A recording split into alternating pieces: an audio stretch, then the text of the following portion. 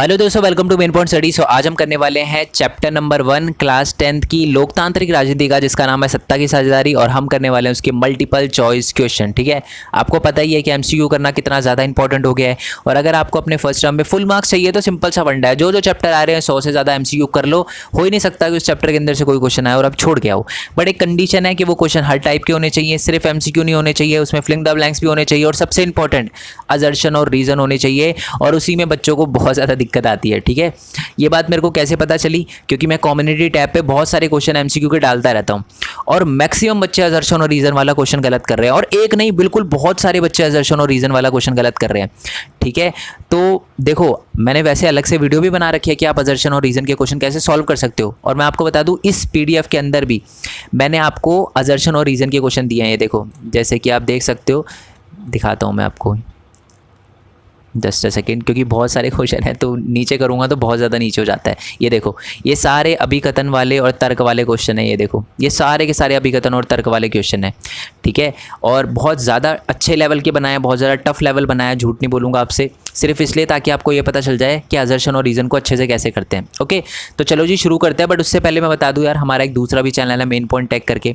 Basically वो channel मैंने इसलिए बनाया क्योंकि बहुत सारे बच्चे बोलते हैं कि सर हम पढ़ाई के साथ अर्न भी करना चाहते हैं थोड़ा बहुत। ठीक है, तो वो कैसे कर सकते हैं? तो उन्हीं के लिए मैंने ये चैनल बनाया है। और मैं सच कह रहा हूँ, इस चैनल पे मैं ऐसे नहीं करता सिर्फ प्लेटफॉर्म के बारे में बता देता हूँ, हर एक चीज़, हर एक स्टेप बिल्कुल एक्सपैंड करके बताता हूँ कि कोई भी बच्चा अच्छे से अर्न कर सके और सारी की सारी चीज़ें समझ सके। ओके, जैसे मैंने वहाँ पर वीडियो डाली है कि मैंने जोमेटो के आईपीओ से 9000 रुपीज़ एक घंटे में कैसे अर्न किए, उसके बारे में बताया। मैंने साथ में ये बताया कि आप फ़ोन से एनिमेशन वीडियो कैसे बना सकते हो। ठीक है, पहली बात तो जब जोमेटो की बात कर रहा हूँ तब भी बच्चे सोच रहे होंगे सर जोमेटो से कैसे अर्न किया, रेस्टोरेंट वगैरह है क्या आपका? बिल्कुल भी नहीं, मेरे फ़ोन में जोमेटो की ऐप तक नहीं है। फ़ोन से एनिमेशन वीडियो कैसे बनाए? बच्चे पूछते हैं कि सर ये बताओ कि हम यूट्यूब से अर्न कैसे कर सकते हैं। ठीक है, आप करते हो जैसे, तो सिंपल सा तरीका है, जिनके पास बिल्कुल रिसोर्सेज नहीं है, फ़ोन तो होगा, तो फ़ोन से एनिमेशन वीडियो बनाकर आप अर्न कर सकते हो। तो उसके बारे में बताया मैंने उस चैनल पे। ठीक है, मैंने पहली ऑनलाइन अर्निंग के बारे में बताया। बच्चों को लगता है कि मेरी पहली ऑनलाइन अर्निंग यूट्यूब से आई है, ये बिल्कुल सही बात नहीं है, तो उसके बारे में बताया। और सबसे इंपॉर्टेंट मैंने ये बताया कि आप फ्री में वेबसाइट कैसे क्रिएट कर सकते हो without knowing any coding language. मेरे को ना C++ आता, ना जावा आता, ना HTML आता, मेरे को कोडिंग का C नहीं पता, बट फिर भी मैंने एक बहुत तगड़ी वेबसाइट बनाई है। बहुत सारे बच्चों को पहले से पता होगा, जिनको नहीं पता वो मेन पॉइंट स्टडी पे बने रहना। ठीक है, जल्दी ही आपको एक चीज़, एक सरप्राइज़ मिलेगा। ओके, और बिटकॉइन वगैरह के बारे में सारी की सारी चीज़ें बताई है मैंने। और मैं सोच रहा हूँ कि एक वीडियो और बनाऊँ मेन पॉइंट टेक पे कि आप कैसे अर्न कर सकते हो नोट्स से। ठीक है, हर बच्चा नोट्स बनाता है। ठीक है, अपने अपने अलग अलग नोट्स बनाता है। तो बच्चे मेरे से पूछते हैं भी है, सर आप ये बताओ कि हम जो कर रहे हैं वो करते करते कैसे अर्न कर सकते हैं। ठीक है, तो सबसे बढ़िया तरीका अपने नोट से अर्न करना। ठीक है, तो मैं जल्दी मेन पॉइंट टेक पे एक वीडियो डालूंगा कि आप अपने नोट से कैसे अर्न कर सकते हो। मैंने भी अपने नोट से अर्न किया, बेचे नहीं है, बेच के अर्न नहीं किया, मैंने अपने नोट से अर्न किया है। कैसे अर्न किया वो जल्दी आपको पता चल जाएगा। तो मेन पॉइंट टेक पर जाकर उस चैनल को सब्सक्राइब कर लेना, और जो भी वीडियो दे रखी होगी आप उससे ज़्यादा से ज़्यादा नॉलेज गेन करने की कोशिश करना और समझने की कोशिश करना। ठीक है, तो चलो जी शुरू कर देते हैं। अब हम करते हैं अपने क्वेश्चन। एक छोटी सी रिक्वेस्ट है, इसे एज अ टेस्ट लेना। ठीक है, अगर आपका चैप्टर कंप्लीट नहीं है तो चैप्टर की भी मैं अलग से वीडियो बना चुका हूँ, लिंक नीचे डिस्क्रिप्शन में दे दूंगा, वो पहले कंप्लीट करना। ठीक है, और इसे एज अ टेस्ट लेना, यानी क्वेश्चन पढ़ने के बाद मैं आपको बिल्कुल आधे सेकंड का टाइम दूंगा, क्योंकि वीडियो बहुत लेंथी बन जाएगी, तो आधे सेकंड का टाइम दूंगा, आंसर करना उसका। ठीक है, तो चलो जी शुरू करते हैं। तो बेल्जियम कौन से महाद्वीप में स्थित है? जो हमारा बेल्जियम है वो कौन से महाद्वीप में स्थित है? एशिया में, रूस में, यूरोप में, ऑस्ट्रेलिया में? जल्दी से पॉज करके नीचे डिस्क्रिप्शन में आंसर, कमेंट बॉक्स में आंसर। तो मैं आपको बता दूं, जो बेल्जियम है ना वो हमारे यूरोप महाद्वीप में स्थित है। ठीक है, नेक्स्ट क्वेश्चन की बात करते हैं। बेल्जियम की राजधानी का क्या नाम है? दिल्ली, फ्लेमिश, ब्रुसेल्स या वोलोनिया? तो आपको पता ही है कि जो हमारा बेल्जियम है, बेल्जियम की राजधानी का नाम क्या है? ब्रुसेल्स। ठीक है, नेक्स्ट क्वेश्चन, बेल्जियम की राजधानी में कौन सी भाषा बोलने वाले लोग ज़्यादा रहते हैं? आर्मेनियाई, डच, फ्रेंच या जर्मन? तो आपको पता ही है कि जो हमारा बेल्जियम है, बेल्जियम की राजधानी के अंदर यानी ब्रुसेल्स के अंदर सबसे ज़्यादा जो लोग रहते हैं वो क्या बोलते हैं? फ्रेंच बोलते हैं। कितने %? वो आप मेरे को नीचे कमेंट बॉक्स में बताना। ठीक है, नेक्स्ट क्वेश्चन की बात करते हैं। श्रीलंका एक डैश देश है, क्या देश है? बड़ा देश है, द्वीपीय देश है, महाद्वीपीय देश है, या इनमें से कोई नहीं? तो मैं आपको बता दूं, श्रीलंका एक बड़ी कंट्री नहीं है। ठीक है, बहुत छोटी है, इतनी भी बड़ी नहीं है। ठीक है, ना ही वो महाद्वीप है, वो एक द्वीपीय देश है। द्वीप का मतलब क्या होता है? जिसके आसपास पानी पानी हो, तो श्रीलंका एक द्वीपीय देश है। ओके, नेक्स्ट क्वेश्चन की बात करते हैं। यूरोपीय संघ का मुख्यालय कहाँ है? अभी बहुत सारे इजी क्वेश्चन आ रहे हैं, बट आगे ऐसे क्वेश्चन आएंगे जिसे देखकर आप बोलोगे सर ये तो सिलेबस में ही नहीं था, है ना? तो और वो सिलेबस में है, इसलिए मैं कह रहा हूँ कि अभी आसान है तो खुश मत हो, अभी आगे भी टफ आएंगे, ठीक है। नेक्स्ट क्वेश्चन आपका, यूरोपीय संघ का मुख्यालय कहाँ है? दिल्ली में, ब्रुसेल्स में, फ्लेमिश में, श्रीलंका में। बहुत ज़्यादा इंपॉर्टेंट क्वेश्चन है ये, ठीक है। यूरोपीय संघ का जो हेडक्वार्टर है वो हमारा ब्रुसेल्स में है, ठीक है। यूरोपीय संघ क्या है? जैसे कि एक यूनाइटेड नेशन होता है ना, जो सब देशों पे नज़र रखता है, वैसे ही यूरोप के देशों पे नज़र रखने वाला आप कह सकते हो एक संगठन है जिसका नाम है यूरोपीय संघ। ओके, ये ब्रुसेल्स में है, बी। नेक्स्ट क्वेश्चन की बात करते हैं कि बेल्जियम में कौन सी भाषा के लोग बहुसंख्यक है? बहुसंख्यक यानी मेजॉरिटी, ज़्यादा लोग बेल्जियम के अंदर कौन सी भाषा बोलते हैं? हाँ, कौन सी भाषा बोलते हैं? भाषा पूछा है ना, फ्लैमिश, डच, फ्रेंच, जर्मन। पहली बात तो यह है, फ्लैमिश कोई भाषा नहीं है, वो एरिया का नाम है, तो ए तो होगा ही नहीं। डच, फ्रेंच या जर्मन, तो आपको पता है यहाँ पर बात की है बेल्जियम की, ठीक है। पूरी बेल्जियम की अगर बात करें तो वहाँ पर सबसे ज़्यादा जो लोग हैं वो डच बोलते हैं, ठीक है। कितने परसेंट है वो आप नीचे कमेंट बॉक्स में बताना और टाइम लिखना, ठीक है, जिससे मेरे लिए चेक करना थोड़ा इजी हो जाए। जैसे कि सर 15 मिनट 1 सेकंड पे आपने क्वेश्चन पूछा था, इसका आंसर ये, ऐसे करके। और अगर आपको भी कोई क्वेश्चन पूछना हो तो ऐसे ही पूछना, ये सर 15 सेकंड, 15 मिनट 20 सेकंड पे जो क्वेश्चन था उसका आंसर बता दो, समझ नहीं आ रहा, ठीक है। चलो नेक्स्ट क्वेश्चन की बात करते हैं, श्रीलंका में कौन सी भाषा बोलने वाले लोग बहुसंख्यक है?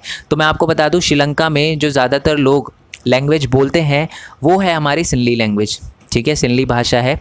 ओके, चलो कितने परसेंट लोग श्रीलंका में सिंहली बोलते हैं आप मेरे को नीचे कमेंट बॉक्स में बताना।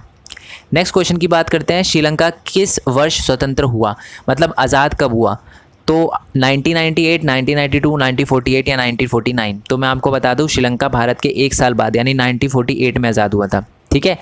नेक्स्ट क्वेश्चन की बात करते हैं, श्रीलंका की सरकार किस वर्ष बहुसंख्यक परस्ती कानून लेकर आई? यानी ऐसे कानून जिसमें सिर्फ जो मेजॉरिटी के लोग थे उन्हीं का फ़ायदा हुआ, जो माइनॉरिटी में थे, जिनकी संख्या कम थी, अल्पसंख्यक थे, उनका जो बातें थी, उनकी जो डिमांड थी, उनको बिल्कुल डिसग्रेड कर दिया गया, उनकी बात बिल्कुल नहीं सुनी गई, उनके अच्छे के लिए कुछ नहीं किया गया।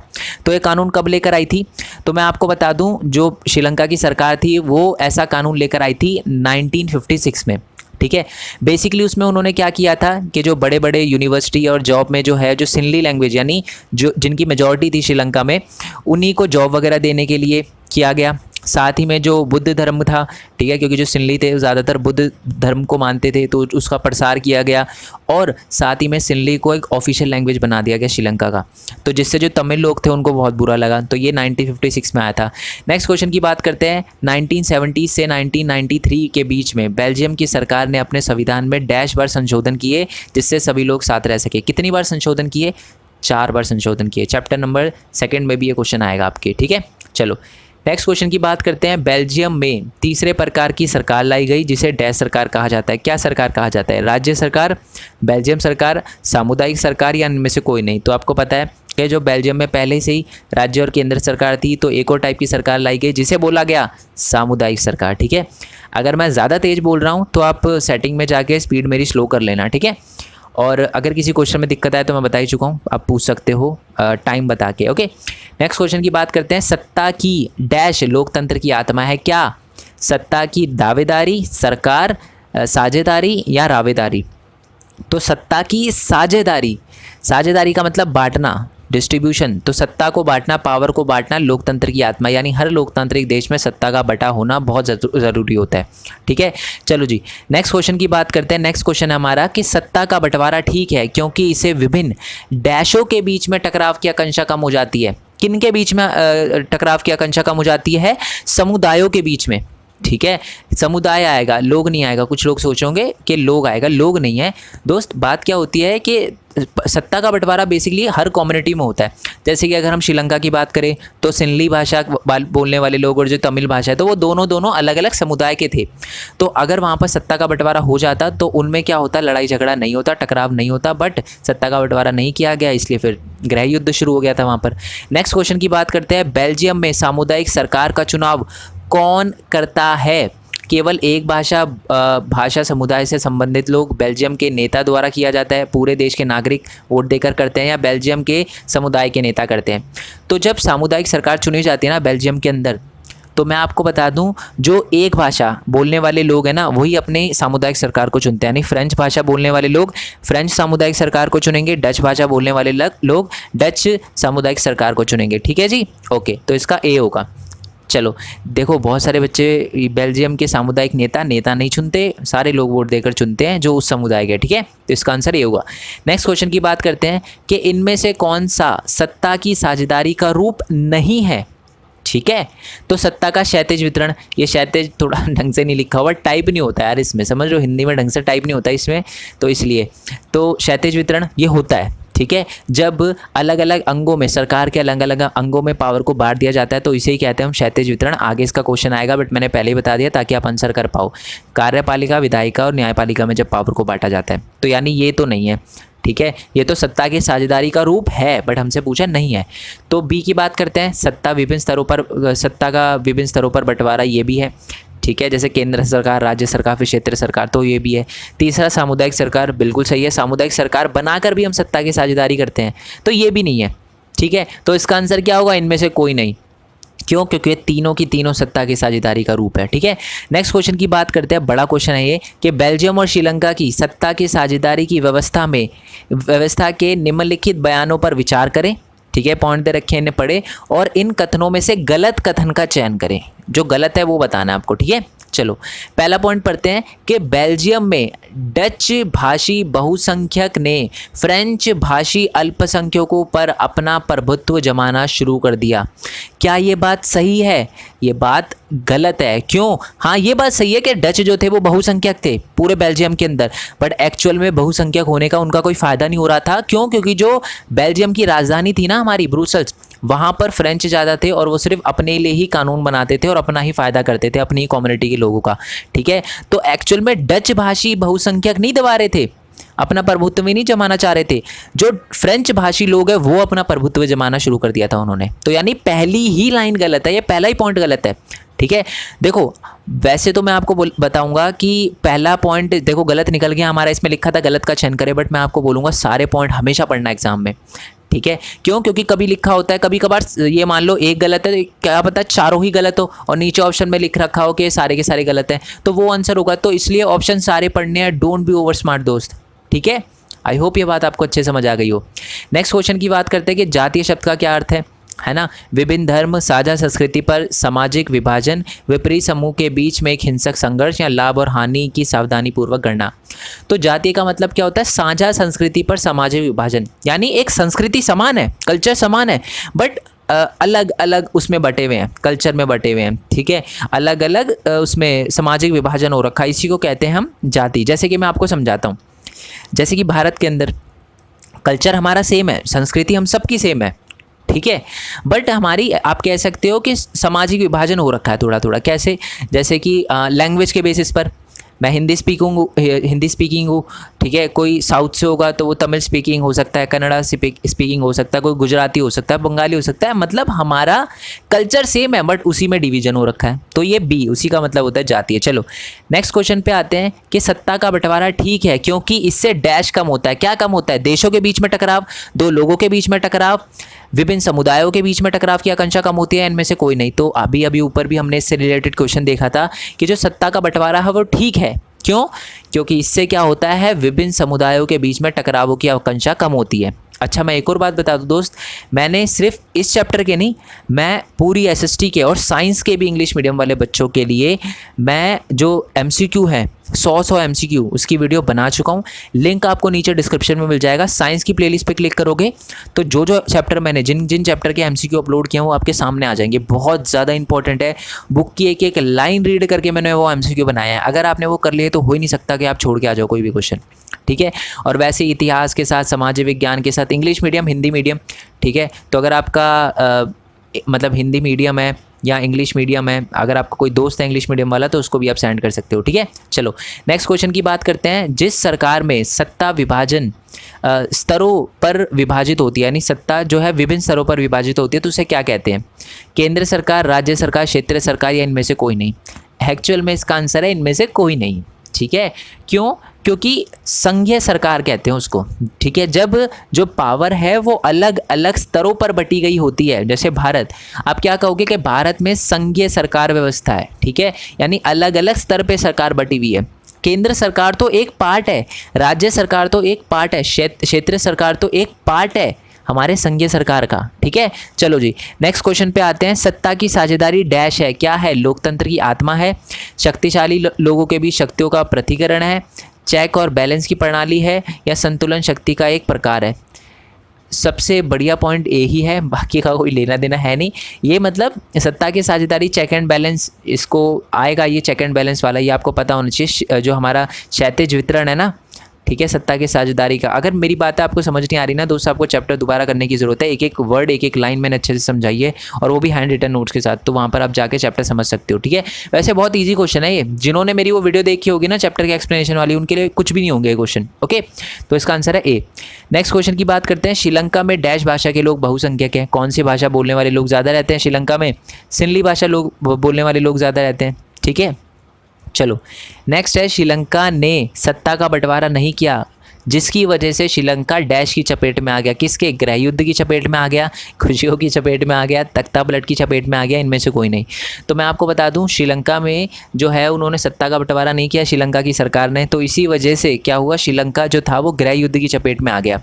गृह युद्ध का मतलब क्या होता है? जब देश के अंदर ही जो दो कम्युनिटी आपस में लड़ने लग जाए, या सरकार और कम्युनिटी लड़ने लग जाए, तो इसी को गृह युद्ध कहते हैं। ठीक है, ए। नेक्स्ट क्वेश्चन की बात करते हैं। नेक्स्ट क्वेश्चन है हमारा कि डैश वर्ष में सिंहली को एकमात्र राज्य भाषा घोषित कर दिया गया, कौन से साल में? आपको पता ही है, ऊपर हमने देखा था 1956 में कानून आया था जिसमें सिंहली को एकमात्र राजभाषा बना दिया गया था। ठीक है, चलो नेक्स्ट क्वेश्चन की बात करते हैं कि निम्नलिखित में से कौन सत्ता का क्षैतिज बंटवारे का उदाहरण है? तो आपको पता ही है कि जब पावर को, सत्ता को विभिन्न अंगों में बांटा जाता है सरकार के, जैसे कि कार्यपालिका, न्यायपालिका, विधायिका, तो इसी को कहते हैं हम सत्ता का क्षैतिज वितरण। ठीक है, नेक्स्ट क्वेश्चन की बात करते हैं। 1980 के दशक में श्रीलंका के डैश हिस्से में एक स्वतंत्र तमिल सरकार बनाने की मांग को लेकर अनेक राजनीतिक संगठन बने, उसमें से एक संगठन का नाम लिट्टे है। ठीक है, और मैं आपको बता दूं, उन्होंने एक अलग तमिल सरकार कहाँ बनाने का वादा किया था, कहाँ बनाने की डिमांड करी थी? श्रीलंका के उत्तर पूर्वी हिस्से में। ठीक है, चलो नेक्स्ट क्वेश्चन की बात करते हैं। बेल्जियम एकात्मक शासन व्यवस्था से डैश में परिवर्तित हो गया, किस में? राज्य सरकार में, केंद्र सरकार में, हमारे केंद्र व्यवस्था में, या संघीय व्यवस्था में? तो मैं आपको बता दूं, बेल्जियम जो था वो एकात्मक शासन व्यवस्था से संघीय शासन व्यवस्था या संघीय व्यवस्था में परिवर्तित हो गया। ओके, चलो नेक्स्ट क्वेश्चन की बात करते हैं कि ब्रुसेल्स में डैश प्रतिशत लोग फ्रेंच बोलते हैं। ब्रुसेल्स क्या थी? राजधानी थी हमारी बेल्जियम की, तो उसमें कितने प्रतिशत लोग? 80% लोग जो हैं वो क्या बोलते हैं? वो हमारे फ्रेंच भाषा बोलते हैं। ओके, चलो नेक्स्ट क्वेश्चन पे आते हैं। भारत में डैश व्यवस्था है, क्या व्यवस्था है? सैन्य व्यवस्था, संघीय व्यवस्था, केंद्र शासन व्यवस्था, या राज्य शासन व्यवस्था? तो मैंने अभी ऊपर बताया था आपको कि भारत के अंदर अगर क्वेश्चन पूछा है कि कौन सी व्यवस्था है, तो संघीय व्यवस्था है। यानी भारत के अंदर जो पावर है वो अलग अलग स्तरों पर बटी गई है, केंद्र सरकार, राज्य सरकार, क्षेत्रीय सरकार। ठीक है, ओके, नेक्स्ट क्वेश्चन की बात करते हैं। बेल्जियम मॉडल के तहत केंद्र सरकार में डच और फ्रेंच भाषा के मंत्रियों की संख्या बढ़ा दी गई, कम कर दी गई, बराबर कर दी गई, या 15 पर लाई गई? तो आपको पता ही है कि बेल्जियम मॉडल जो आया था उसमें केंद्र सरकार के अंदर डच और फ्रेंच मंत्रियों की संख्या जो थी वो बराबर कर दी गई, सी। नेक्स्ट क्वेश्चन की बात करते हैं कि सामुदायिक सरकार का क्या अर्थ है?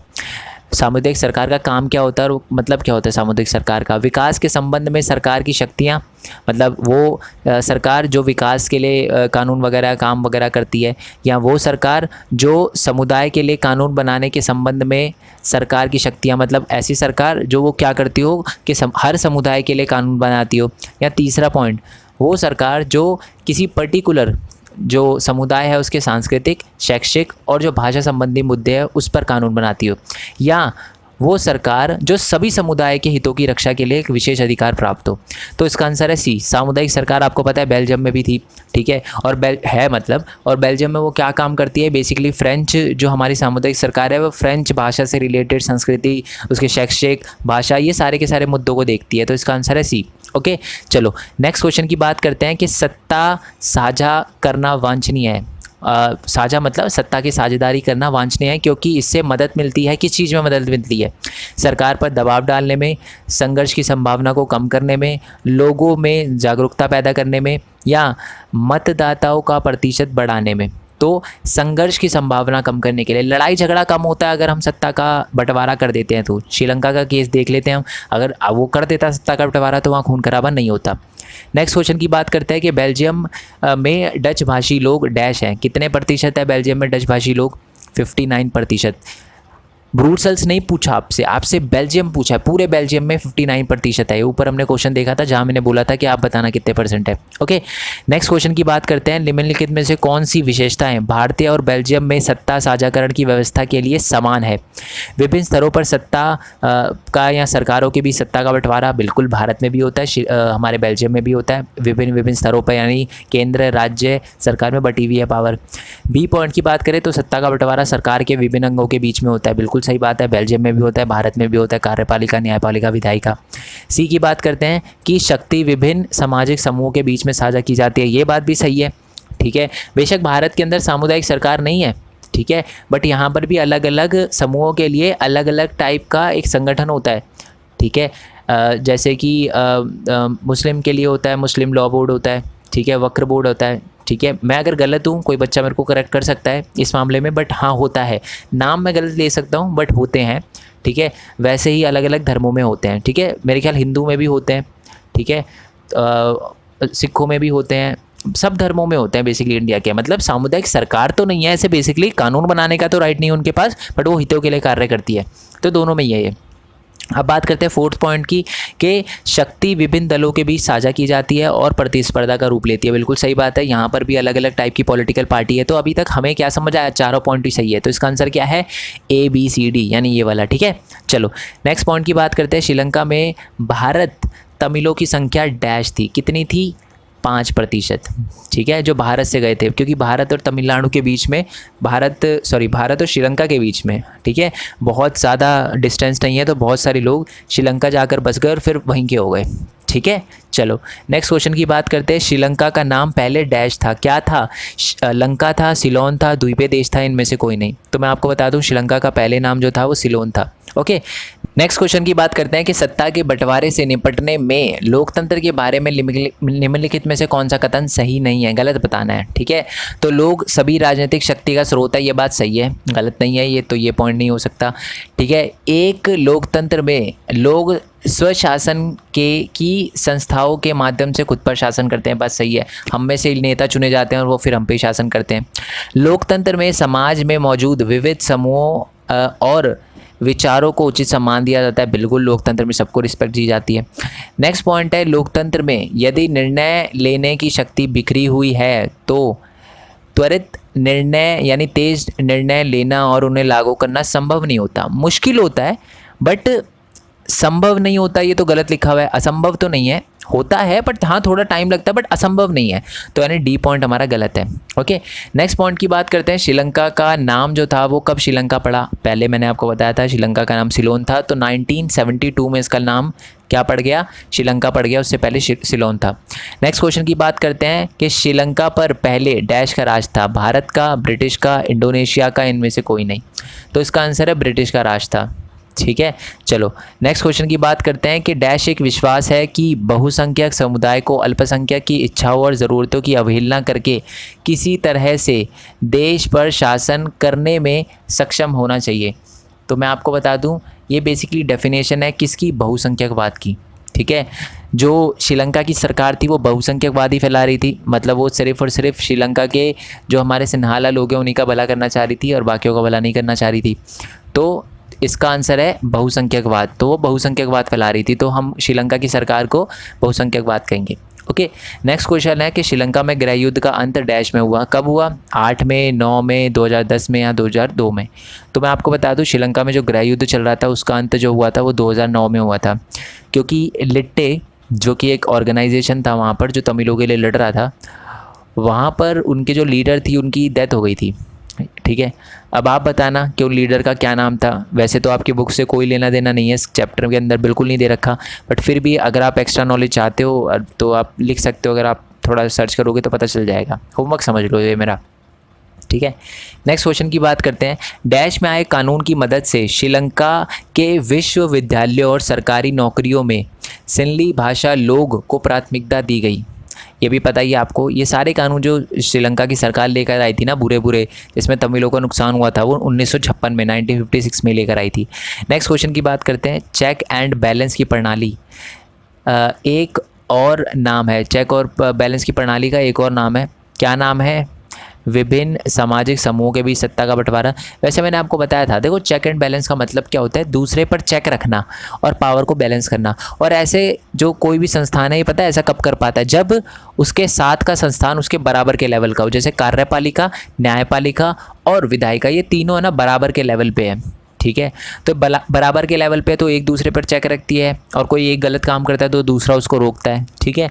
तो बेसिकली कौन सा पावर का बंटवारा है? ये है कि सरकार के विभिन्न अंगों में सत्ता का बंटवारा, ठीक है। तो इसका आंसर है सी। आपसे पूछा जा सकता है, इसको नॉर्मल में क्षैतिज विभाजन भी कहते हैं, ठीक है, शक्तियों का क्षैतिज विभाजन, ठीक है।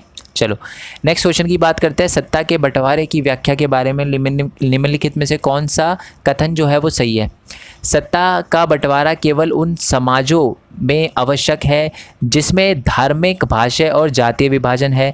सत्ता का बंटवारा केवल उन बड़े देशों के लिए उपयुक्त है जिनके क्षेत्र विभाजन है, या प्रत्येक समाज को सत्ता का बंटवारा या सत्ता के बंटवारे के किसी ना किसी रूप की आवश्यकता होती है, भले ही वह छोटा हो या बड़ा, सामाजिक छोटा हो या बड़ा हो, या उसमें कोई सामाजिक विभाजन हो या ना हो। और लास्ट है कि सत्ता की साझेदारी जो है वो बिल्कुल ज़रूरी नहीं है। तो मैं आपको बता दूं, सत्ता के साझेदारी या सत्ता का बंटवारा हर देश के लिए इंपॉर्टेंट है, चाहे वो छोटा है चाहे बड़ा है, चाहे उसमें सामाजिक विभाजन है या नहीं है। तो इसका आंसर है सी। नेक्स्ट क्वेश्चन की बात करते हैं। नेक्स्ट क्वेश्चन है हमारा कि 1950 से 60 के दशक में बेल्जियम में डैश और डच भाषी लोगों के बीच में तनाव बढ़ने लगा। किन के बीच में? डच और फ्रेंच, यानी बी होगा इसका आंसर। नेक्स्ट क्वेश्चन की बात करते हैं। श्रीलंका में सिंहली भाषा लोगों की संख्या कितनी प्रतिशत है? 74 टू 75 है, बट आपकी बुक में 74 लिखा है तो आपको 74 ही लिखना है। नेक्स्ट क्वेश्चन की बात करते हैं कि सत्ता के बंटवारे के विवेकपूर्ण कारण इस तथ्य पर जोर देते हैं कि यह राजनीतिक व्यवस्था की स्थिरता सुनिश्चित करता है, ठीक है। बी, यह सामाजिक, इसमें क्वेश्चन ध्यान से पढ़ोगे ना, इसमें लिखा विवेकपूर्ण, ठीक है। चलो, तो आपको पता है ना कि जब मैंने सत्ता की साझेदारी वाला चैप्टर पढ़ाया था तो एक मैंने विवेकपूर्ण कारण बताया था कि सत्ता की साझेदारी क्यों ज़रूरी है, इसके विवेकपूर्ण कारण, ठीक है। और दूसरे बताए थे नैतिक यानी मोरल कारण, ठीक है। तो आपको बताना है कि विवेकपूर्ण कारण इनमें से कौन सा है। तो ए तो है जी, बिल्कुल है कि राजनीतिक व्यवस्था में स्थिरता बनी रहती है। दूसरा लिखा है कि यह सामाजिक समूहों के बीच संघर्ष की संभावना को कम करता है। ये बात भी सही है, अलग अलग लोगों में क्या होता है, लड़ाई झगड़ा नहीं होता, समूहों के बीच में लड़ाई झगड़ा नहीं होता। तीसरा पॉइंट लिखा है ये अल्पसंख्यकों को उचित हिस्सा देते हैं, ये बात भी सही है। लास्ट पॉइंट लिखा हुआ है कि यह लोकतंत्र की आत्मा है। ये जो पॉइंट लिखा है ना, लोकतंत्र की आत्मा है, ये बेसिकली क्या है, ये हमारा विवेकपूर्ण नहीं है, ये विवेकपूर्ण कारण नहीं है, ये है हमारा नैतिक कारण। तो इसका आंसर होगा ए, बी एंड सी ओनली, ठीक है। तो ये वाला क्वेश्चन पॉइंट है डी। नेक्स्ट क्वेश्चन की बात करते हैं। श्रीलंका में डैश धर्म के लोगों की संख्या 7% थी और वो तमिल भी बोलते थे और सिंहली दोनों भाषा बोलते थे। तो वो कौन से धर्म के लोग थे? वो थे ईसाई धर्म के लोग, ठीक है। नेक्स्ट क्वेश्चन की बात करते हैं कि श्रीलंका की सरकार में डैश धर्म के लोगों की संख्या ज़्यादा थी, हिंदू की, मुस्लिम की, बौद्ध की, या इनमें से कोई नहीं। तो श्रीलंका की सरकार में बौद्ध लोगों की संख्या ज़्यादा थी, जिनकी भाषा क्या थी? सिंहली भाषा थी, ठीक है। नेक्स्ट है इल्म का क्या अर्थ है? आ सकता है इल्म जो होता है उसका क्या अर्थ है? तो तमिल इलम, यानी तमिल सरकार की डिमांड कर रहे थे वो, तो इसका आंसर है ए, ठीक है। नेक्स्ट की बात, क्वेश्चन की बात करते हैं कि सत्ता को कार्यपालिका, न्यायपालिका और विधायिका में बांटना सत्ता का क्षैतिज वितरण, वही है, क्षैतिज जो है वो टाइप नहीं हो रहा था मेरे से ढंग से, तो क्षैतिज वितरण कहलाता है, ठीक है। तो इसका आंसर है ए, ओके जी। नेक्स्ट क्वेश्चन की बात करते हैं कि जब सत्ता को कार्यपालिका, न्यायपालिका और विधायिका में बांटा जाता है तो उसे डैश व्यवस्था के नाम से भी जाना जाता है। तो किस व्यवस्था के नाम से जाना जाता है? न्यायपूर्ण व्यवस्था, नियंत्रण और संतुलन की व्यवस्था, संतुलन की व्यवस्था, या इनमें से कोई नहीं। तो मैं आपको बता दूं, जिसको मैंने ऊपर इंग्लिश में चेक एंड बैलेंस मेथड बोला था ना, वो यही है, नियंत्रण और संतुलन की व्याख्या, ठीक है। इसका आंसर होगा बी। चलो नेक्स्ट क्वेश्चन की बात करते हैं कि देश में केंद्र सरकार, राज्य सरकार और क्षैतिज जो क्षेत्रीय सरकार होती है, सॉरी ये क्षेत्रीय सरकार है बेसिकली, क्षेत्रीय सरकार के साथ डैश सरकार बनाकर भी हम सत्ता का बंटवारा कर सकते हैं। कौन से टाइप की सरकार? समान सरकार, भाषीय सरकार, सामुदायिक सरकार या इनमें से कोई नहीं। तो सामुदायिक सरकार बनाकर भी हम सत्ता का बंटवारा कर सकते हैं। तो इसका आंसर क्या है? इसका आंसर है सी। नेक्स्ट क्वेश्चन की बात करते हैं। ओहो जी, आ गए हमारे मेन क्वेश्चन, अभिकथन और तर्क। यहाँ पर आपका दिमाग थोड़ा घूमने वाला है, ठीक है। तो अच्छे से क्वेश्चन पढ़ना, क्योंकि कुछ क्वेश्चन बहुत ज़्यादा टफ लगेंगे आपको, पर डरना नहीं है। ओके, चलो जी, पहले क्वेश्चन पे आते हैं। तो पहला क्वेश्चन लिखा है कि श्रीलंका एक द्वीपीय देश है, ठीक है। मैं थोड़ा तरीका बता देता हूँ, वैसे तो आपको पता होगा, अगर पता है तो थोड़ा सा आगे कर लेना वीडियो, बट अगर नहीं पता तो मेरी बात बहुत ध्यान से सुनो। देखो, ये 2 लाइनें लिखी होती हैं। पहले आपको क्या करना है? अभिकथन पढ़ना है, ठीक है। अगर अभिकथन सही है या गलत है तो फिर तर्क पढ़ना है। दोनों की दोनों देखनी है, क्या दोनों की दोनों लाइनें जो है वो सही लिखी हुई है। अगर मान लो ए सही है, यानी हमारा अभिकथन सही है, और तर्क गलत है, तो आपको देखो ये मिल जाएगा। अभिकथन जो है वो ए से, असर्शन कहते हैं ना इंग्लिश में इसको, तो मैंने ए लिख दिया। तो यानी अभिकथन सही है, बट हमारा ये नीचे वाला तर्क गलत है, तो ए पे मार्क कर देना आपको। अगर मान लो हमारा तर्क सही निकलता है, तर्क वाली जो लाइन लिखी है वो सही निकलती है, और अभिकथन सही निकलता है, तो आपको बोलना है कि अभिकथन गलत है और तर्क सही है। दोनों ही सही निकलते हैं तो फिर आपको ये करना है कि दोनों ही सही है, ठीक है।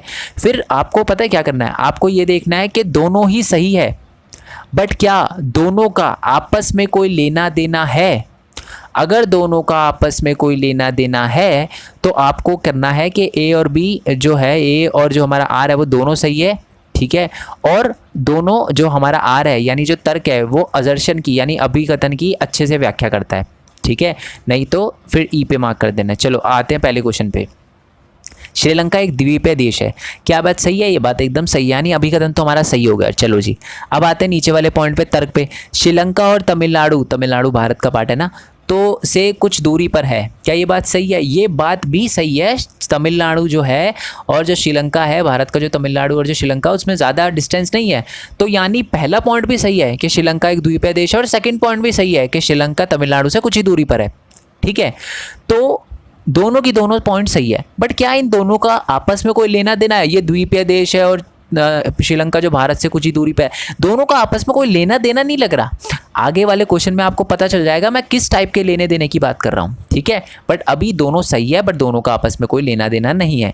तो हम क्या करेंगे? हम ये करेंगे ए एंड आर दोनों ही सत्य है, लेकिन आर ए की सही व्याख्या नहीं करता, ठीक है जी। ओके, नेक्स्ट क्वेश्चन की बात करते हैं, अभिकथन और श्रीलंका। अब पढ़ना, अब आपको समझ आएगा मैं किस टाइप के लेने देने की बात कर रहा था। श्रीलंका में तमिल लोगों ने अलग सरकार की मांग करना शुरू कर दिया, क्या ये बात सही है? ये बात बिल्कुल सही है, कर दिया। अब पढ़ो जी तर्क। श्रीलंका में तमिल लोगों के साथ भेदभाव हुआ, क्या ये बात सही है? बिल्कुल हुआ, यानी दोनों लाइनें सही है, भेदभाव भी हुआ और उन्होंने अलग सरकार डिमांड भी करना शुरू कर दिया था। अब ध्यान से पढ़ो, अब हम देखेंगे कि दोनों आपका आपस में कोई लेना देना है या नहीं है। अब क्या करो कि दोनों पॉइंट को मिला दो। श्रीलंका में तमिल लोगों ने अलग सरकार की मांग करना शुरू कर दिया क्योंकि तमिलों के साथ भेदभाव होता था श्रीलंका में। मिल रही है ना लाइन? सही बैठ रही है ना लाइन? तो इसका मतलब कि जो हमारा असर्शन है और जो रीज़न है यानी आर जो है वो दोनों ही सत्य है, और जो हमारा रीज़न है यानी तर्क है वो हमारे अभिकथन की सही व्याख्या करता है, यानी दोनों का आपस में लेना देना है। तो इसका आंसर हुआ डी, ठीक है जी। चलो नेक्स्ट क्वेश्चन पे आते हैं कि बेल्जियम, हमारा अभिकथन लिखा है कि बेल्जियम में फ्रेंच और डच लोगों के बीच तनाव खत्म हो गया। हाँ बिल्कुल ख़त्म हो गया था।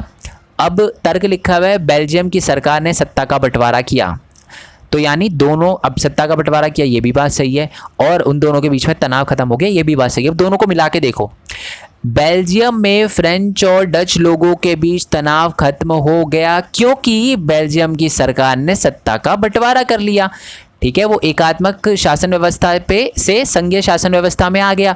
तो इसका क्या आंसर होगा कि जी असर्शन भी सही है, हमारा आर यानी रीज़न भी सही है, और जो रीज़न है वो करेक्ट एक्सप्लेनेशन है असर्शन का, ठीक है।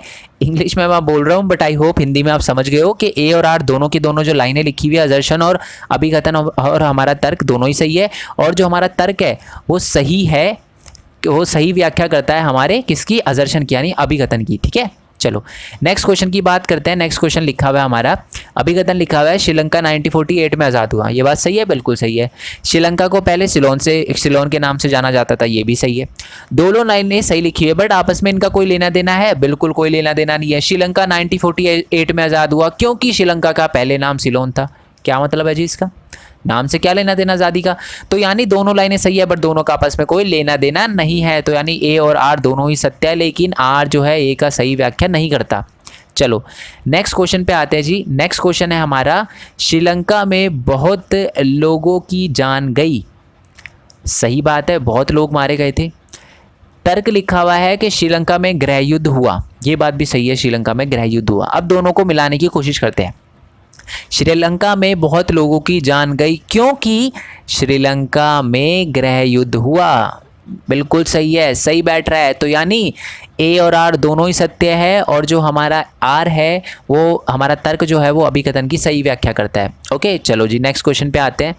नेक्स्ट क्वेश्चन हमारा कि श्रीलंका में भारतीय तमिलों की संख्या 5% है। ये बात सही है। बहुत लोग भारत से श्रीलंका में बस गए। ये बात भी सही है। अब ये देखो कि दोनों का आपस में कोई लेना देना है। श्रीलंका में भारत तमिलों की संख्या 5% है क्योंकि बहुत सारे भारत के लोग श्रीलंका जाकर बस गए। अब बैठ रहा है तो हाँ बिल्कुल तुक बैठ रहा है। तो यानी असर्शन भी सही है, रीज़न भी सही है, दोनों सही है, और जो हमारा आर है वो रीज़न का सही व्याख्या करता है। ठीक है, तो इसका आंसर है डी, है ना। 5% जो लोग हैं वो भारत के ही तो हैं, श्रीलंका के अंदर भारतीय तमिल ही तो हैं। वो वहाँ पर जाके बस गए भारत से, तो अब वो वहाँ पर हो गए, तो इसीलिए वहाँ पर जो भारतीय तमिल की भी संख्या 5% है। ओके, टोटल जो तमिल है वहाँ पर 18% है, बट भारतीय तमिल वहाँ पर सिर्फ और सिर्फ 5% है। ओके चलो जी नेक्स्ट क्वेश्चन की बात करते हैं। नेक्स्ट क्वेश्चन है हमारा कि श्रीलंका में 1956 में कानून आया। एक कानून आया था 1956 में श्रीलंका में। क्या ये बात सही है? ये बात सही है। तर्क देखो, श्रीलंका की सबको समान अवसर, श्रीलंका की सरकार आएगा, श्रीलंका की सरकार सबको समान अवसर प्रदान करती थी। क्या ये बात सही है? ये बात गलत है। 1956 में कानून आया था, बट वो कानून क्या था? वो डिस्क्रिमिनेटरी कानून था, भेदभाव करता था वो। यानी इस बार हमारा सिर्फ और सिर्फ अभिकथन सही है और तर्क गलत है। तो क्या आएगा कि ए जो है यानी हमारा अभिकथन सही है, लेकिन हमारा आर यानी रीज़न तर्क गलत है। तो यानी ए होगा इसका। ओके चलो जी नेक्स्ट क्वेश्चन पे आते हैं। हमारा नेक्स्ट क्वेश्चन है, नेक्स्ट है और ये लास्ट, चलो लास्ट क्वेश्चन है हमारा। ठीक है, ध्यान से पढ़ो कि बेल्जियम सरकार एकात्मक शासन व्यवस्था से संघीय शासन व्यवस्था में परिवर्तित कर दी गई। बिल्कुल कर दी गई, सही बात है ये। तर्क पढ़ो, बेल्जियम की सरकार देश का विभाजन नहीं चाहती थी। ये बात भी सही है। अब दोनों का आपस में लेना देना है, एक लाइन में पढ़ते हैं। बेल्जियम सरकार एकात्मक शासन व्यवस्था से संघीय शासन व्यवस्था में परिवर्तित हो गई क्योंकि बेल्जियम की जो सरकार थी वो देश का विभाजन नहीं चाहती थी। ये बिल्कुल सही बात है। जो बेल्जियम के नेता थे ना, वो नहीं चाहते थे देश टूट जाए। उन्होंने बोला कि जितनी पावर बांटनी है बांट दो, पर देश नहीं टूटना चाहिए, और इसी वजह से उनका देश बचा। यानी दोनों की दोनों लाइनें सही है और दोनों का आपस में लेना देना है। तो इसका आंसर है डी, कि ए और आर दोनों ही सत्य हैं, और जो आर है वो असर्शन का सही व्याख्या करता है। ओके, अब चलो मेन पॉइंट टेक के बारे में मैं बता चुका हूँ आपको। अच्छा, एक और चैनल है हमारा, वो है जी यूनिक वर्ल्ड करके। यूनिक वर्ल्ड जो है वो फैक्ट से रिलेटेड है, अलग अलग चीज़ें बहुत ही ज़्यादा अच्छे टर्म में, मतलब ऐसे नहीं कि सिर्फ टाइम पास वाली वीडियो, मैं आपको हर चीज़ उसमें ना एक्सप्लेन करूँगा। ठीक है, जिससे आपको कुछ समझ आए। जैसे कि डिमांड एंड सप्लाई के बारे में, इंडियन गवर्नमेंट जो है वो बहुत ज़्यादा पैसे क्यों नहीं छाप देती अगर हमारे पास पैसों की मशीन है तो। ठीक है, और भी बहुत सारी अलग अलग चीज़ें। शायद आपको ना पता हो कि इंडिपेंडेंस के बाद जब पाकिस्तान अलग हो गया था, तब भी हमने पाकिस्तान के लिए करेंसी छापी थी, उसके बारे में बताया है। आज़ाद होने पर ये मतलब बहुत सारी चीज़ें बताई है मैंने यूनिक वर्ल्ड पे, तो जाकर आप देख सकते हो। चैनल को सब्सक्राइब कर देना। और एक है मेन पॉइंट गेमिंग वाला। ठीक है, अगर आप सोच रहे हो कि मैं इस पर फ्री फायर खेलूँगा, तो दोस्त फ्री फायर तो मुश्किल है, क्योंकि मेरे को नहीं लगता सोसाइटी थोड़ा अच्छी तरीके से जा रही है, मतलब ऐसी गेम खेल के कुछ अच्छा हो रहा है। तो बाकी और भी गेम है वो खेलेंगे हम, वहाँ पर आ जाना, और आप भी सजेस्ट कर देना कि कौन सी गेम हम वहाँ पर खेल सकते हैं। और बाकी मेन पॉइंट स्टडी को तो आप सब्सक्राइब कर ही लेना। और एक और हमारा चैनल है, ये व्लॉगिंग चैनल है, ये मेरी एनिमेटेड फ़ोटो बनाने की कोशिश करी, ढंग से नहीं बनी, बट तो उसको भी आप सब्सक्राइब कर देना। ठीक है, बाकी नेक्स्ट वीडियो के लिए स्टे ट्यून। तब तक के लिए थैंक यू सो मच। जैसे मैं बता चुका हूँ, अलग अलग चैप्टर्स जो है उनका एक्सप्लेनेशन का लिंक विद नोट्स, और साथ में उनके MCQ, साइंस के MCQ सब अपलोड कर चुका हूँ। सबका लिंक आपको नीचे डिस्क्रिप्शन में मिल जाएगा। अब आप इतनी देर तक रुके हो तो उसके लिए मैं आपको एक छोटा सा बोनस देता हूँ, मेरी तरफ से एक छोटा सा गिफ्ट आपके लिए। mainpointstudy.in नोट्स डाउनलोड करने में आपको बहुत दिक्कत आती होगी। अब आप अगर यहाँ तक रुके हो तो मैं आपको बता दूँ, mainpointstudy.in करके एक वेबसाइट है, मेरी वेबसाइट है। जब मैंने बात करी थी ना स्टार्टिंग में, तो वहाँ पर मैं नोट्स डाल चुका हूँ, बहुत सारे चैप्टर के कुछ रह रहे हैं तो वो भी डाल दूँगा, इसलिए मैंने अभी बाकी बच्चों को नहीं बताया, वो बाकी डाल दूँगा। तो अगर आपको कुछ नोट चाहिए हो और वहाँ पर शायद दे रखे होंगे तो डाउनलोड कर लेना। डायरेक्ट PDF है, कोई ऐसा नहीं है GP लिंक वगैरह भूल जाओ, कुछ नहीं है। क्लिक करते ही नोट्स आपके सामने ओपन, MCQ भी अपलोड कर रखे हैं, ठीक है। तो वहाँ पर जाकर आप देख सकते हो, ठीक है। सो नेक्स्ट वीडियो के लिए स्टे ट्यून, तब तक के लिए थैंक यू सो मच। जय हिंद, जय भारत, वंदे मातरम। Thanks for your support, bye bye.